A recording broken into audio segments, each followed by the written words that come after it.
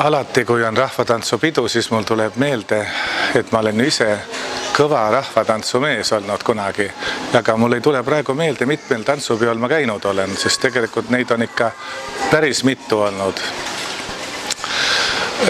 Spordimees ma siis veel ei olnud, sporti ma hakkasin alles ülikoolis tegema, aga rahvatantsuga tegelesin ma 8 aastat.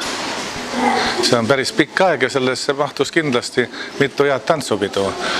Ja kui muidu öeldakse, et laul teeb rinna rõõmsaks, siis mina võin omalt poolt öelda vana kogenud rahvatantsijana, et rahvatants teeb jala kergeks ja teeb nagu pöi alla. Sellepärast, et rahvatantsus on vaja ka sellist head tugevat pöida ja väga head vastupidavust. Ja on meeles veel, et need proovid olid päris pingelised ja päris rasked. Aga seest jälle siis, kui tuli see peaesinemine, siis oli nagu see kõik selline kätte õpitud, mitmeid kordi läbi tehtud ja see tuli päris hästi välja ja mul olid ka nagu juhendajatega väga hea vedamine eesotsas meie tantsumeemme Elju Mikkeliga, kelle all ma hea mitu aastat harjutasin, et meil nagu meie rühmal kunagi ei olnud sellist probleemi, et saada nüüd tantsupeole, sest seal olid ju mingisugused ülevaatused, ma mäletan, ja ette tantsimised, aga need läksid nagu sama stiilis, ütleme nagu hea tasemega sportlasel kvalifikatsioonivõistlused, et mõeldakse ikka põhivõistluse peale.